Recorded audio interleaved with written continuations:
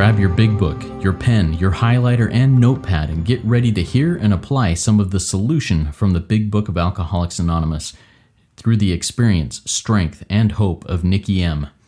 To have a question addressed in a future episode of Noodle It Out with Nikki, please send an email to noodlewithnikki@gmail.com, and Nikki is spelled with 2 Ks. To get a more interactive experience with Nikki as she noodles out life and recovery questions using the Big Book of Alcoholics Anonymous, you can get a link to her weekly Noodle It Out with Nikki meeting held live on Zoom every Monday morning at 9 o'clock Eastern Time. The information to that meeting is in the show notes of this podcast.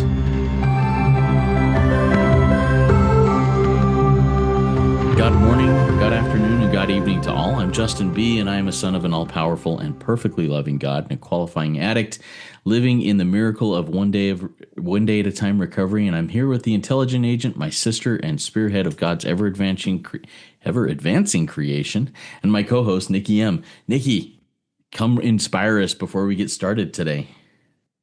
Well, it is a big word, isn't it? An intelligent agent spearhead of God's ever-advancing creation. That is a tongue twister, but that's who I am, and that's who my friend Justin B. is, and all of you out there are. You've just forgotten. You forgot who you are, and that's, I think, what our podcast does here, Justin. We try and remind everybody through our Big Book of Alcoholics Anonymous who we are.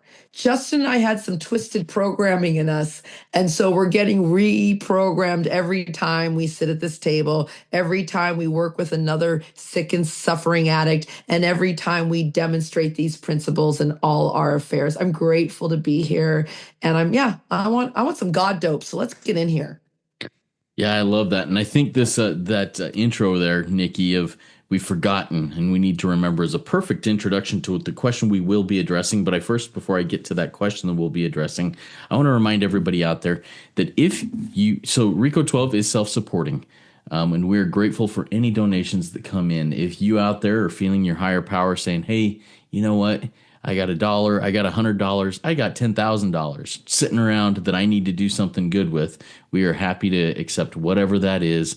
And even if it's just word of mouth, share this with your fellows. That's great. You can donate through the links that are in the show notes of the podcast. You can also go to RICO12.com. That's RECO12.com and find out how to donate there. So just grateful to have you here. Now, what we do with Noodle It Out with Nikki is we take a question that we receive from lots of different places and bring it to the Big Book, and Nikki helps us noodle it out through the Big Book. So today's question is a good one, and like I said, I think Nikki did a perfect job of alluding to it in her introduction. Here's that question. This person says, I went to treatment and got some recovery, but now that I'm out, I'm no longer doing the things that I learned worked for me. How do I keep motivated? So, Nikki, let's talk a little bit about that and noodle it through the Big Book. What are your thoughts? Well, there's lots of thoughts, actually. My mind never stops. I have a squirrel in there that does weird stuff every day, but we're here at the Big Book, so let me get my mind right into here. And it was like, how do you stay motivated? Well, page 152 says there's a substitution. And it's vastly more than that. It's a fellowship.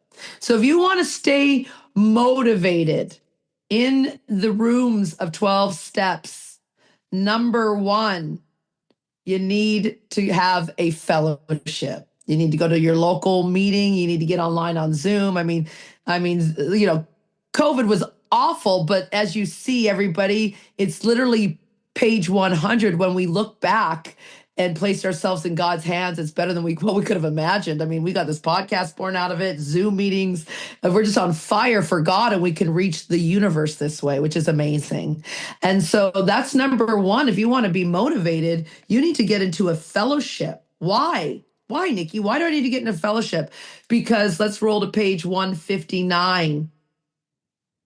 Without help. What's it? Life. Staying motivated. As we talked about on a previous podcast, getting a new belief system. Like this is not easy. So it says, how do I stay motivated, Nikki? How do I keep You have to get in the center of the herd. You without help, it's too much. Now let's go deeper on that because you said you got help and you went to treatment. That's just a human aid, everybody. I'm going to talk for Justin and me because I know I come from California, Orange County, Anaheim. I used to do my favorite drug of choice before I found men and money, Justin, was crystal meth. Started real young on that, and then I found men and money, and that one just went to the side.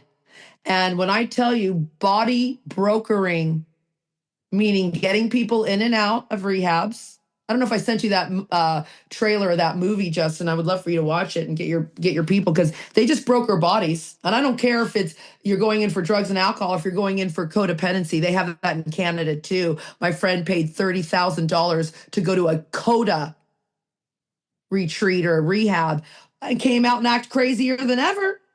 You understand, because that's a temporary solution, everybody. Now that will separate you. But my book and Justin's book and all of your book clearly says on page 24, and let's read it. Because you're wondering, like, you got to stay motivated, so you need to stay with us. Because treatment's just a temporary Band-Aid. So let's go deep because it says on page 24, my friend, when this sort of thinking, do you see that? The centers in your mind page on the previous page on page 23. It says it centers in your mind. Doesn't center anywhere else but in your mind. All of this. Doesn't center in your baggie. It doesn't center in the bottle. It doesn't center in your government. It doesn't center in your family history. It centers in your mind. Your mind. And once this sort of thinking is fully established in an individual with alcoholic tendencies, and I love my brother Justin because, God damn, we just need to be on this podcast every second of every moment.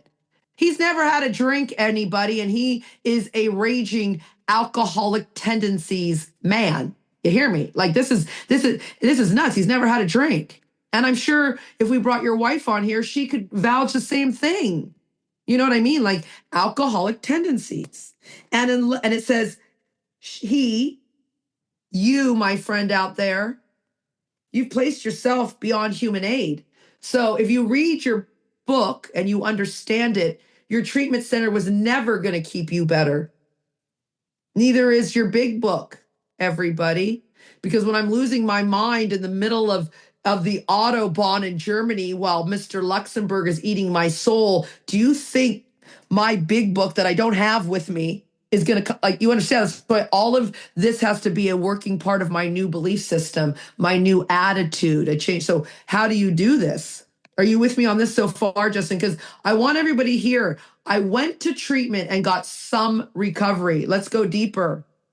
I had another baby, Justin, and stayed temporarily sober. And then a year into it, I threw my son out. You hear me? Like, this is crazy. It's like I went for a spa treatment. Oh, I read every book in the world, and that didn't work. I moved, Justin, from California to Toronto, Canada, and what was the thing? I'm finding I'm no longer doing the things that would actually help me. You see what I mean? Temporarily solution. Nikki, I've been to jail. I've been arrested, said my sponsee. That wasn't enough. So come through. We're beyond human aid, Justin, and then we'll get some more pages in here. Yeah, absolutely. And I'm of a very similar understanding. Yes. Well, we believe that hospitalization, there needs to be a hospitalization for some of us. We need to be separated from that drug of non-choice somehow. But later on in the book, and you're going to have to get the pages here, we realize that sobriety is not enough. Just not drinking, just not, using, just not acting out is not enough. I'm going to go insane if that's where I'm at. And I will be, if I don't, let's see, what's the question? I'm no longer doing the things that I found and learned would actually work for me. And that's what I'm doing in the hospitalization period. That's what I'm doing is I'm doing the intensive work with my sponsor and getting sober is I'm learning what works. And the secret is keep doing what works. I've shared this many times in different places and probably on this podcast at some point too. Man, I am a slow learner. But to make up for that, God's blessed me to be a fast forgetter. So I've got to continue doing these things to, maintain that knowledge, the things that work, and keep doing them. Because, well, I forget super quick. Like you said, it's a daily reprieve. I wake up tomorrow and I'm like, well, I go into autopilot, and if I don't pause and say, God, I've forgotten, help me remember, I'm yours today, let's go. Then I'm just going on autopilot and doing my own will, and I make a mess of things pretty quick. Nikki, thoughts? Okay, Do you have so any is our thoughts, Nikki? internet? Yeah, sorry. I do. Something's weird with the internet, so I heard the last Okay. part. It's fine. We're fine. Yeah. Everybody, Okay. this is cool. If the recording's not perfect, it's because only God is perfect. So I love this. You can hear me? Okay, give me a thumbs up. Okay. So I did hear all that, Justin. I just the last little part skipped, and you, as you were saying, come in. So here it is. Page 82 is where you took us, my friend. You took us to the alcoholic. How about me and Justin? The addicts who have the family disease of alcoholism are like a tornado, self, roaring their way through the lives of others. Hearts are broken. Sweet relationships are dead. But Nikki, I've come out of rehab and I'm sober. Well, that's affections uprooted. Selfish and inconsiderate habits have kept the home in turmoil. Here it is. This is the line we went to. We feel a woman is unthinking when she says sobriety, sodriety is enough. It's not enough. It's not enough. I love what he says. He comes out and goes, don't see anything the matter here, Ma. And that's like us. We're like, I'm sober. What's wrong? But you're still arguing with the person. You're still not doing this. You don't make your bed. You don't eat right. You're still in fear. Like it's so radical. And here I want to go here too, Justin, where let me get back to the question where it says, I'm out and no longer doing the things that I found and learned. Well, then go deeper. You're living in your character defects again. You didn't really take a sincere position, page 63. You didn't really abandon yourself to this lifestyle. And you need to make a step 3 decision every day. You need to make a step 1, 2 to 12 every day. Because I had put down on the note as you were talking, Justin, step 11 says improve. You said, I'm no longer doing the things. So you, number one, you're not even doing the do's, but you're not improving. So you're not only going to not get better, but you're going to get worse. Ooh, you're going to get worse because that's what the book says. And then I love this. It says, I went to treatment, got some recovery, but I'm out. So here it is too. Let's go to page 87. See, it says, it is not probable that you are going to be inspired at all times. You are going to pay for this presumption in all sorts of absurd actions. The program doesn't work. You start acting out. You start comparing ideas. I'm no good. I should die.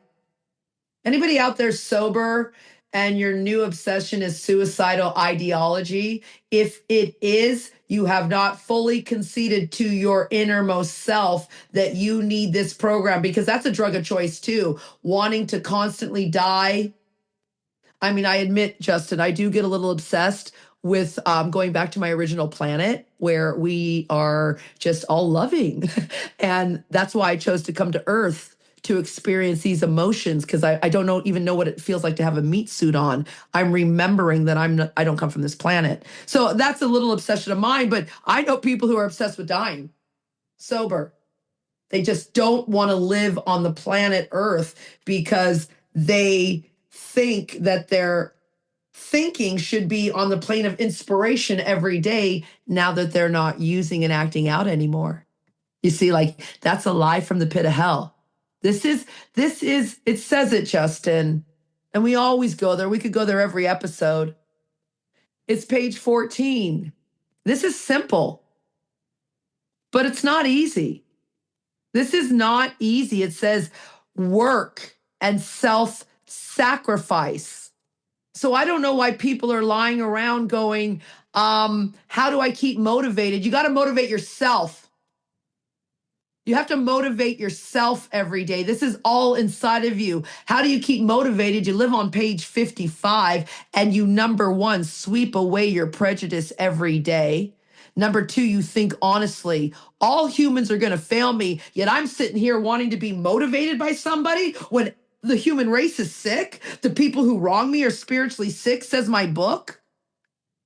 And then every day I've got to search diligently inside of myself, but I'm not motivated to do any work. So I just get out of bed and I search diligently, not within myself. I search diligently within the fridge, within the porn, within the bottle of booze, within the fear porn of news, outside issues of the world. Nothing's an outside issue in the rooms, but that's just something, it's an outside issue out of you. So this isn't like, I have to say, I'm going to say, everybody, Justin, here it is. Buckle up, Buttercup. We are moving into 2026. This is not going to be an easy time. Everybody out there, I know you're feeling it. A lot of people are not waking up to the spirit world, Justin, and they're suffering. And so how do you keep motivated? You better come to terms. Here it is. This is it. How do you keep motivated? This is what you need to do every day, Justin. I'm just going to whip it out here. Every day, you better learn that you have to fully concede to your innermost self. Page 30.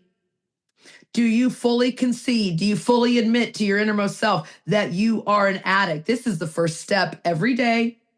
The delusion, the lie that you're like others, has to be smashed every day. See, I want to tell you guys some bad news, everybody here.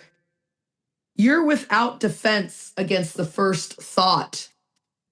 You're without the idea, the lie that somehow, someday, you're going to be motivated to do this work by somebody. It's all in you. This is so simple, but not easy. Justin, come in. I could repeat myself over and over and over and over again because we need new programming. The world is not well, you guys, and we're part of the world. We're all one. Yeah, and you know, as you shared there, Nikki, there were a couple thoughts that came to mind. The first one is, for me, white knuckle abstinence is hell. It is hell. And no wonder if I'm living in that place that I start developing, suicidal ideation.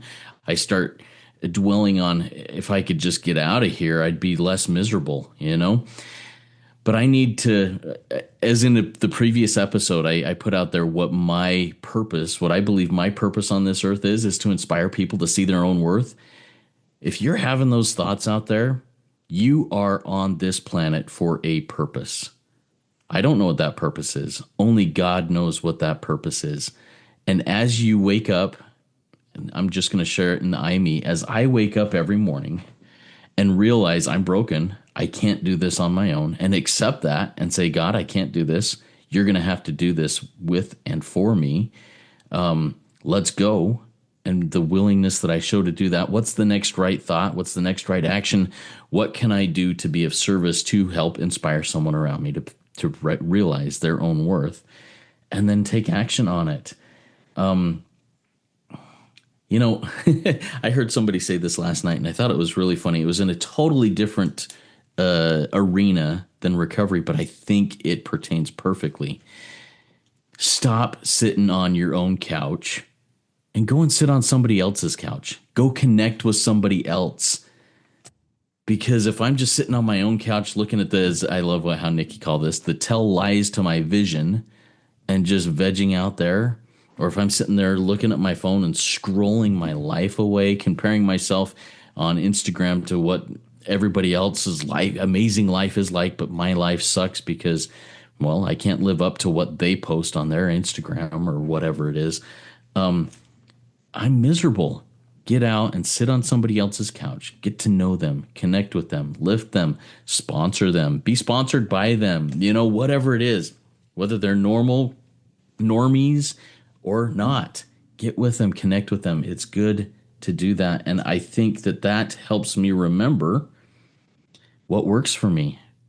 It's in connecting with others. It's with, helping to lift others. I in turn get lifted and inspired to see my own worth. So that's kind of my thoughts on where those things that you shared brought me to. Bring the big book back into those, Nikki. Yeah, let's get in here because as you were talking, I heard it. So, because you said, well, purpose. If anybody out there's listening, here's your purpose. Page 77. Let's read it, and then I'm going to take us to one more page, and then Justin will wave us goodbye. What did I say? Page 77, lucky number 7. Here it is. It says, Nikki's real purpose is to fit self, to be of maximum service to God. Nikki, I hate the word God. That I am to fit myself to be of maximum service to getting humble, to getting polite, to getting helpful, to getting into gratitude. This is every day. To getting intimate, as you said, and not lustful. To getting into all these great things that to get honest. I'm to be of maximum service by getting radically honest and living my highest authenticity. I'm to get radically forgiving. That's how I serve, by being forgiving everyone, including myself. We're all one. God is deep down inside. So let's go here, and then Justin will, as I said, sign us off as he does in such a loving, high vibration way. It's page 275. It's in the stories. Nikki, we don't use the stories. Yes, we do. It's the whole book. Page 275 says that AA, and put your fellowship there, but the only fellowship you need is Alcoholics Anonymous, because everyone is welcome if the people would stop watering down the message. Long form says we welcome all and we may deny nobody. Everyone is welcome. And it's not a plan for recovery that can be finished and done with. It is a way of life. And the challenge contained in its principles is enough to keep any human. Remember, we're having a human experience. I'm a spirit. I'm not a human having a spirit experience. I'm a spirit with a meat suit on. I lined up to come to planet Earth to know this is the most special place in the universe, to know what this experience is like. And I'm striving for as long as I live. My line out says forever. We cannot outgrow this plan. What plan? The design for living. As arrested, which means stopped. I'm a stopped addict. We must, there's a must, there's 96 musts in the book. Don't quote me on the number. We must have a program. Go deeper. Justin and I have a program that literally didn't work. Didn't work. It was lies. It was all bad programming. So we have a new loving programming for living that allows for limitless expansion. What do? We keep one foot in front of the other. That's what it says. Keeping one foot in front of the other is essential. That means we must have it for maintaining, for keeping stopped the arrestments, keeping stopped, for maintaining the sobriety that we have. Others, the muggles, the non-super freaks like us, they can idle. I have a sister like that, Justin. She can idle in a retrogressive groove, meaning she can go better to worse, bad day, good day, without too much danger. But retrogression, my line out, it's the process of returning to an earlier state, and it's typically a worse one. Okay, so the regression can spell death. That means if I start vacillating, good day, bad day, I won't make it. It will spell death. I'll kill myself, Justin. However, everybody smile if you're listening. This isn't as rough as it sounds. As we do, that's me and Justin, we become grateful. And Justin and I pretty much obsess about the gratitude. for the necessity that makes us toe the line. Toe the line, write the definition. It means accept the authority every day, the principles every day, and the policies of a particular group. I'm in a group, it's called Alcoholics Anonymous. So I accept and I follow. I toe the line. And Nikki and Justin find that we are compensated for a consistent, everyday, consistent discipline, effort by the countless dividends we receive. What do we receive? Justin just got a new grandbaby. I have the man I love coming to my country for the first time in 5 years. I have my mother in my home. I have Auntie safe and sound. My daughter's coming in a few weeks, Justin. I mean, my son was in hot tub time with me on Saturday. I get freedom, peace of mind, happy, joyous. I get power to help others. When I toe the line, the rewards are limitless. Did I get the Bugatti? No, I don't even want one. I can't afford gas. I don't even, do I need a new jacket? I don't need anything, Justin. I just need to be happy, joyous, and free. That is the miracle. God, I'm on fire. I love you. Yeah, it's such a powerful thing. And I want to share what came to mind as you were sharing that. What do we receive? You know, sometimes the blessings we receive are not fun in the moment, but man, are they worth it. I'm going to share what happened this last week. What's a blessing I've received from this life of recovery? Nikki said, I have a new granddaughter. And my wife and I got to spend this last week with my son, my daughter-in-law, my grandson, while they took care of my granddaughter who's been in the NICU for the last month. And one of the days I was there, I spent under a manufactured home that's 30 plus years old on my back in a crawl space, a foot tall insulating water pipe. It was not fun.